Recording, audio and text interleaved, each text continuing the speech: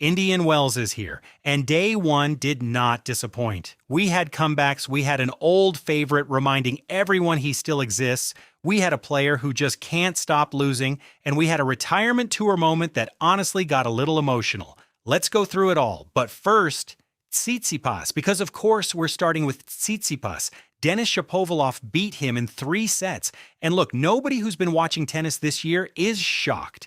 Shapovalov had never lost to Tsitsipas on a hard court going into this match. Never. Not once in 4 attempts. And Tsitsipas, ranked 43rd in the world right now, his lowest position since 2018, came in having just lost in the first round in Dubai, where he was the defending champion. So the confidence was already on the floor before he even set foot in California. Here's what makes the Tsitsipas situation so painful to watch. He's not getting blown off the court. He's not losing 6-1, 6-0 to people he has no business losing to. The matches are competitive. He serves well. He has stretches where you see the old him, the guy who nearly won Roland Garros, the guy who had the whole tennis world convinced he was going to win a Grand Slam.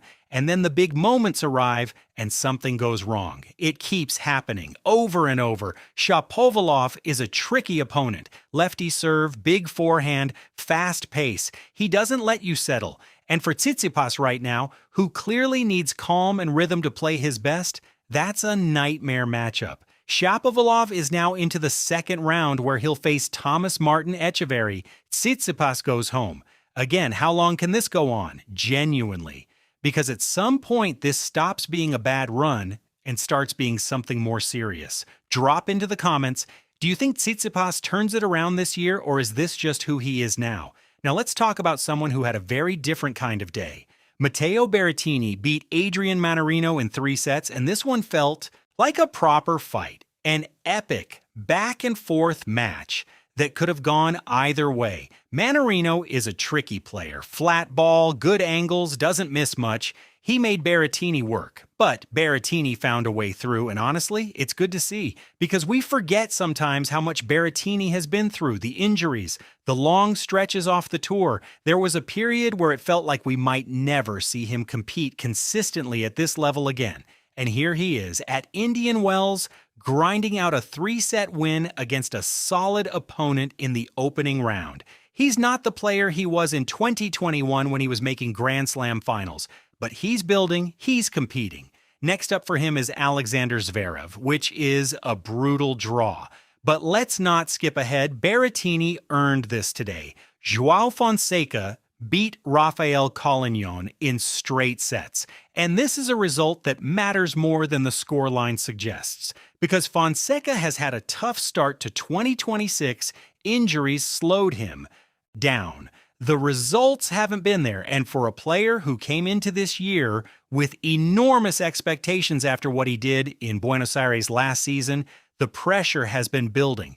Collignon was actually in good form coming in on a 7-match winning streak, challenger title in Pau just last month. This wasn't a free win. Fonseca had to work for it. He's through to the second round now, where he'll face Karen Khachanov. That'll tell us a lot more about where his game actually is. Martin Fucsovics beat Christopher O'Connell, and Jensen Brooksby beat Alexei Popyrin in straight sets.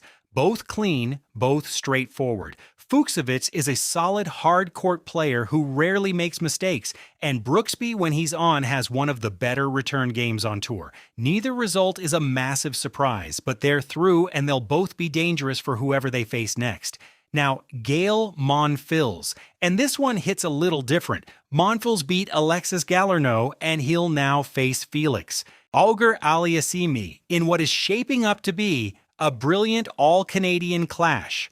Well, all-Canadian in terms of Galarneau and Auger-Aliassime. Monfils is French, obviously, but you know what I mean. The thing is, Monfils is on his retirement tour. This is one of his last runs through the big events. Indian Wells has been a stop he's loved over the years. 3 Masters 1000 finals in his career, and a crowd that has always adored watching him play. And he's delivering. Getting wins on the retirement tour isn't always guaranteed, especially against a guy like Galarneau who had nothing to lose.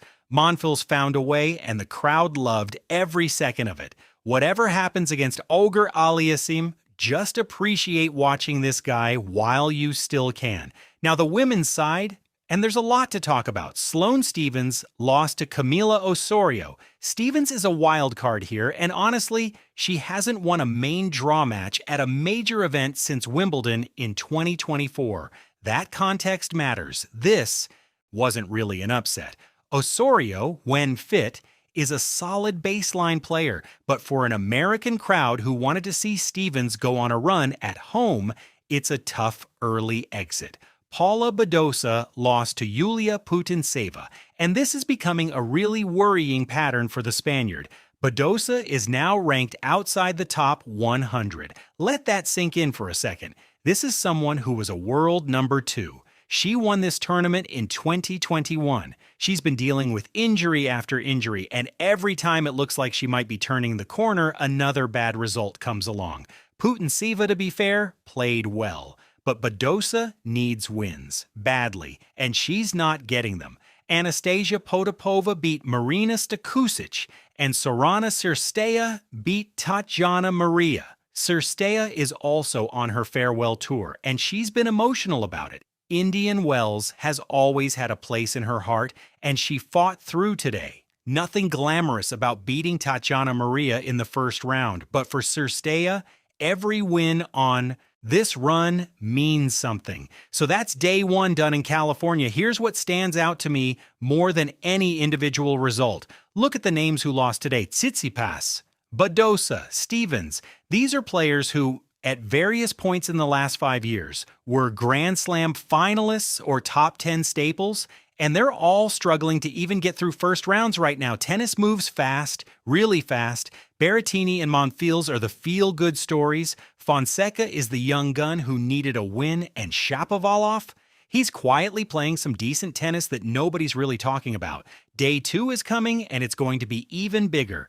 That's it for today. If you enjoyed the video, leave a like and subscribe. It helps me a lot to keep posting videos daily. Thank you so much. See you in the next one.